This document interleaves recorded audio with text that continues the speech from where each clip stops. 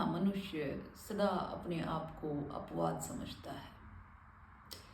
माने जो वो करे वो ठीक, बाकी जो दूसरे करें वो गलत। अपने आप को सदा असामान्य समझता है। अगर हम क्रोध करते हैं तो वो उचित है। हम कोई ना कोई ऐसा औचित्य प्रदान कर देते हैं उसे, कोई ना कोई कारण प्रदान कर देते हैं उसे। पर वही अगर कोई दूसरा करे तो वो गलत हो जाता है। वो तर्क वहाँ पानी हो जाते हैं, वहाँ लागू नहीं होते। हम क्रोध करते हैं तो हम कहते हैं कि दंड देना ज़रूरी था वरना बिगड़ जाता। दूसरा हमें दंड दे तो हम मार पिटाई पर उतर आते हैं कि तेरी हिम्मत कैसे हुई, तेरी औकात क्या है, ये है वो है। दूसरे का प्रेम हमारे लिए काम वासना है, ओछा है, लेकिन हमारा प्रेम पवित्र है, पावन है। दूसरे का लोभ लोभ है, हमारा बचाव है। हम कितने दोहरे मापदंडों में फंसे हुए हैं। हम इस संसार को, इस संसार के लोगों को कभी एक दृष्टि से नहीं देखते। हमारा मन सदा ही दोहरे भावों में है, अपने लिए कुछ और दूसरे के लिए कुछ। हर जगह द्वैत, हर जगह द्वैत। हम भीतरी रूप से इतने बेईमान हो गए हैं कि कहा भी नहीं जा सकता। हर कोई बस अपने आप को परम आदर्श समझे बैठा है, असामान्य समझे बैठा है।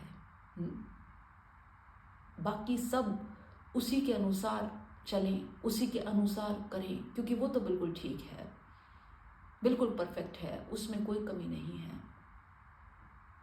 पर कभी सोचा है कि जो कमियां हमें दूसरों के भीतर नजर आती हैं, जो हम दूसरों को सदा दिखाने की चेष्टा करते रहते हैं, हमें उनके बारे में पता है क्योंकि वो कहीं हमारे भीतर खुद भी हैं, भले ही बीज के रूप में क्यों ना हो, पर हैं। हम जानते हैं उन बातों के बारे में, वो दमित हैं कहीं हमारे भीतर, दमित है हमारे भीतर, तभी तो हमें पता है उनके बारे में। सतह पर नहीं है, पूर्ण बोध नहीं है, पर कुछ हद तक है। तो यही बातें जो हम दूसरों को दिखाने की चेष्टा करते हैं, कभी हम अपने आप को भी दिखाएं तो चीजें कुछ और ही हो जाएंगी। इन दोहरे मापदंडों को छोड़कर कुछ ईमानदारी लाएं अपने व्यक्तित्व में और एक मापदंड रखें। उसी चश्मे से खुद को भी देखें जिससे दुनिया को देखते हैं, तो दूसरों का दृष्टिकोण भी बहुत आसानी से समझ में आ जाएगा। समझ में आ जाएगा कि किसी ने वैसा क्यों किया, क्योंकि अगर आप उसकी जगह होते तो आप भी शायद वैसा ही करते। आपको समझ आ जाएगा कि इस दुनिया में सब एक जैसे हैं, सब सामान्य हैं, पर कोई मानना नहीं चाहता। और जो मान ले अपने आप को कि मैं सामान्य हूं, फिर ये एक बिल्कुल असामान्य घटना है, बिल्कुल असामान्य घटना है। हमें दूसरों के प्रति सजग होना अच्छा लगता है, लेकिन अपने प्रति हम बिल्कुल मूर्छित रहते हैं। अपने प्रति हम सजग नहीं होना चाहते, अपने प्रति हम कोई होश, कोई बोध नहीं चाहते, उसी बेहोशी में चले जाते हैं।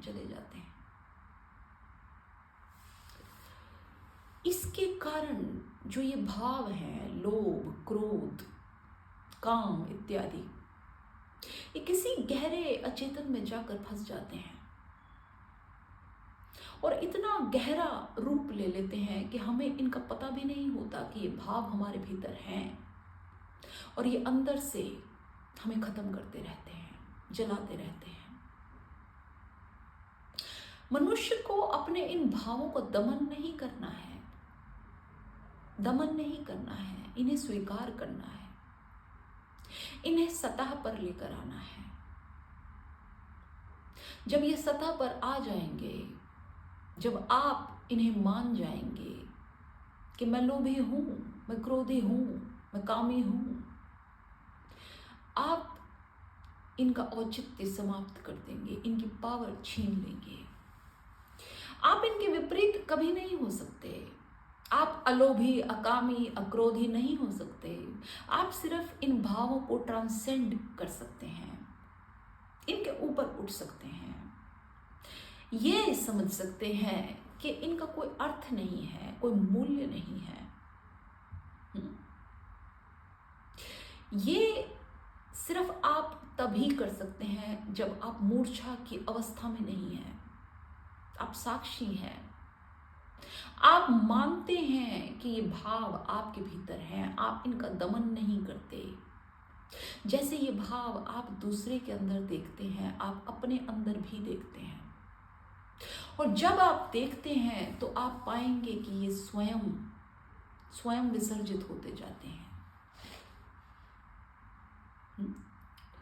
क्योंकि इनके रहने के लिए अब जगह नहीं बचती। ये वैसा ही है जैसे आपको पता चले कि आग से आप जल जाएंगे तो आप आग में हाथ क्यों डालेंगे।